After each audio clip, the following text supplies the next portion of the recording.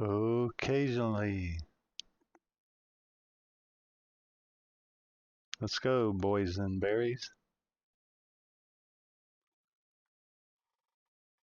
Oh well, this is my explanation of how to set up the Avermedia bolt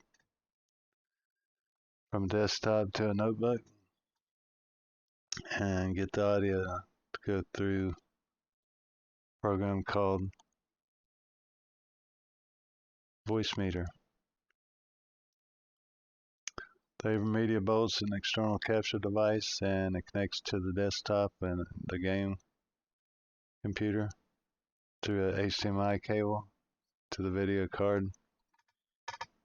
That's also connected to your gaming monitor, and in Windows or NVIDIA control panel, you can clone the gaming monitor to the Avermedia device. This is like a virtual monitor,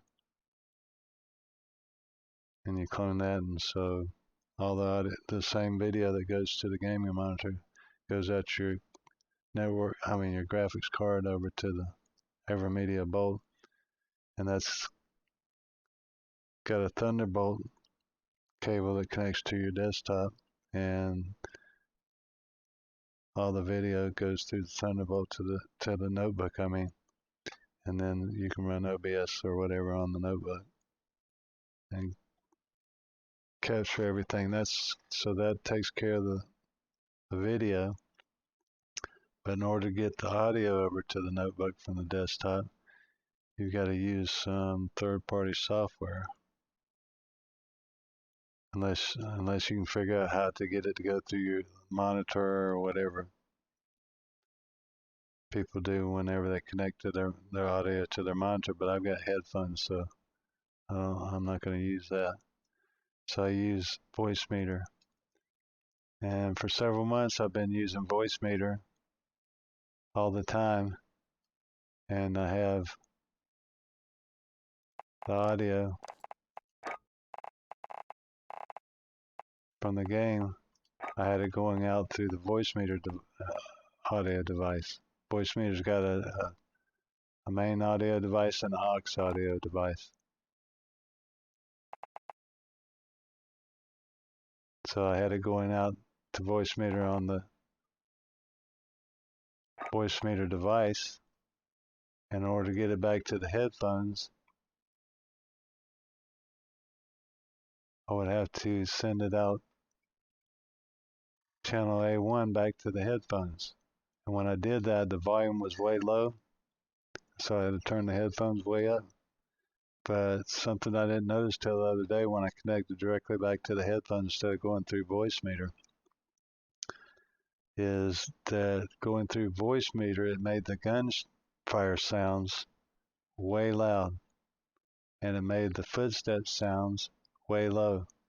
So for months I've been playing where the gunfire just drowns everything out, and even if there's no gunfire, the footstep sounds were lower than what they're supposed to be, way lower. So people would sneak up behind me all the time.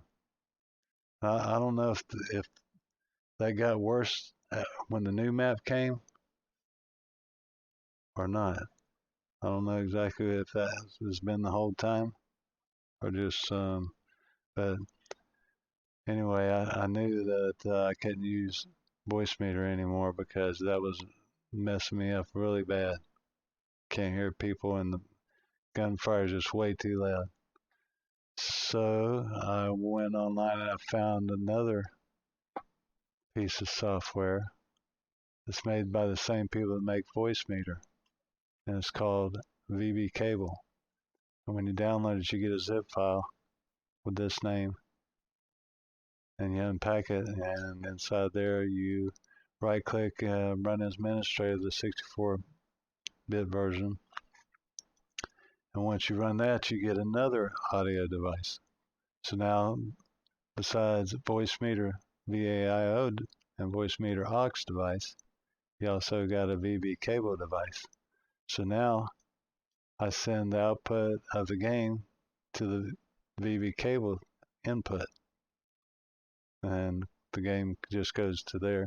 goes to the mic just goes to the headset, and in Voicemeeter I can capture that mic through this input here. So these are inputs in the Voicemeeter. These are outputs out of Voicemeeter, and these are the audio devices that are known to Windows from Voicemeeter. So if you right click on this, you can change that name. You have to hit enter to get that to go away. But you change the name to whatever you want for these, and you assign it to whichever bus you want to, A1 and A2.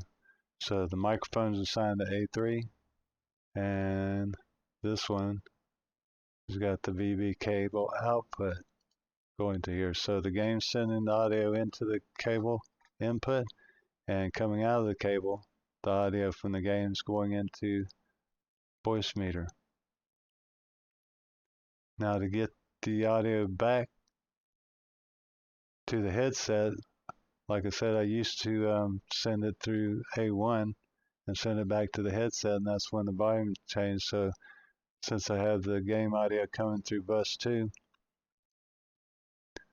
I tried sending it through bus 2 back to the headset, and I had the same problem.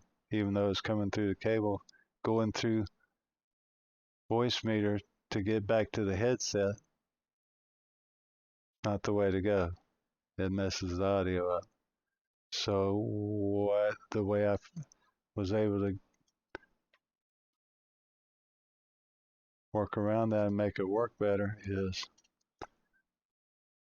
go into Windows, Sounds, then once in there, go to the recording device. Here we got the cable, the playback. You got the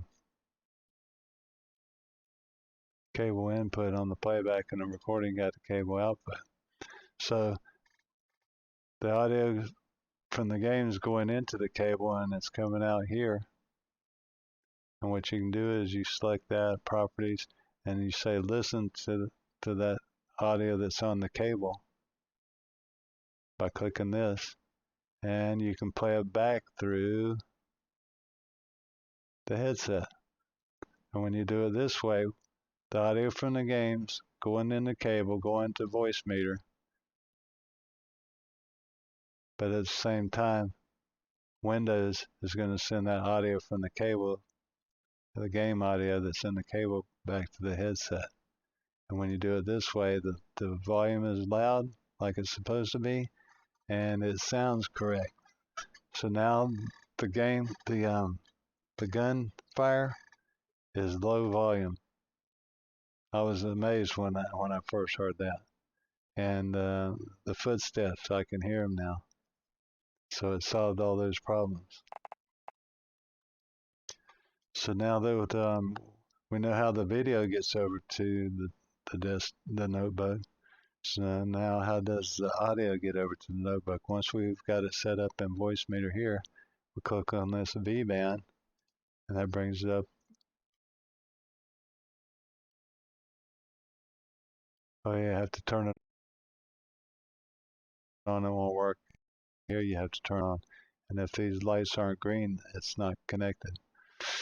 So this V band lets you send the bus. You pick which bus A3, which is the microphone, bus A2, which is the game audio from the cable.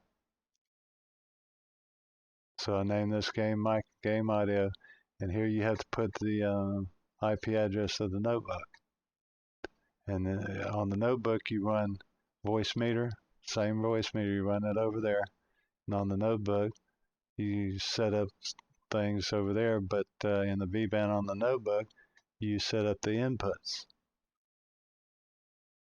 And these are the outputs, and those are the inputs. So this name and that name has to correspond to the same name. You have to put the same name right here, and then you have to put the IP address of the desktop on the notebook. So anyway, this sends it out to the notebook, and now we'll go over to the notebook and we'll see how to set that up.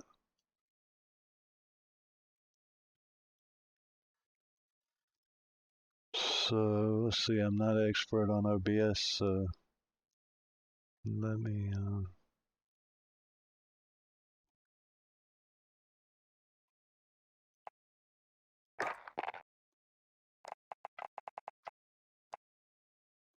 set that up. Okay, now we got external monitor. So I learned all this stuff today because I never really messed with OBS very much. So anyway, let's see. What I did was on the Voicemeeter, if we look at the V-band, the incoming streams are in this slot and this slot, and that corresponds to B1 and B2. And put the same name as you have on the desktop. You put the IP address of the desktop, and here's where you can see the IP address of the notebook. And click the on button, you should see green lights. You see all that? That's cool. One thing I can note here before I forget, if you do load and save profile in the V-band, I don't know, sometimes it saves partial files. I wouldn't recommend doing load and save in V-band unless maybe all it does is save the V-band information and not the other information. But if you use the menu right here and you do load settings and save settings here, it should be all the information. When you do a save, look at the file, and if it's only a few kbytes, it's not a full file. It should be about 42 kbytes for it to be a full file of all the information. So don't make the mistake of saving it and thinking it's okay, and then when you reload it, it doesn't correct everything or load the whole configuration in. So like we saw on the V-band, let me pull this back up again. We've got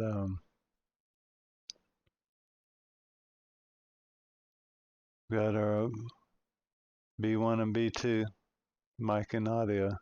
So over here, and like I said, you can change these names. And these names up here are arbitrary. It doesn't matter what you put them. Okay, you don't have to. That's right on the notebook. You don't have to set inputs. These are all the Windows inputs that you want to load in audio devices.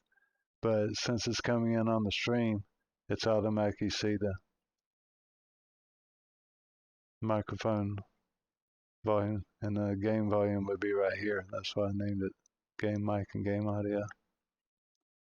And here's the Windows devices. They're exposed to Windows from Voicemeeter. And so for the main Voicemeeter device, B1 is going to be the microphone. And so you select B1 here. The aux is B2, which is the game audio. So since we know which Voicemeeter items are corresponding to which Windows audio items, you go into OBS and you create a new audio input capture, and you name it whatever you want. And I named it VM mic.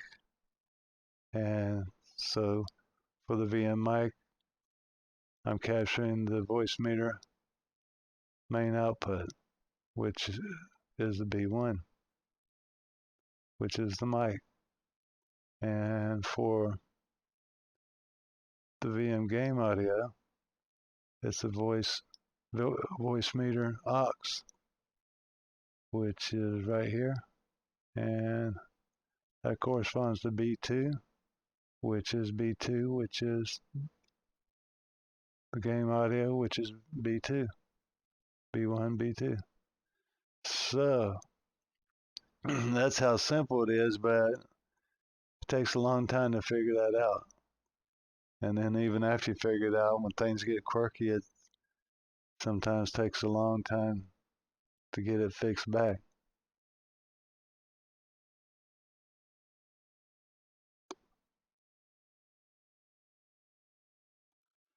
So maybe this is helpful with someone trying to get their Avermedia bolt working with the audio from a PC.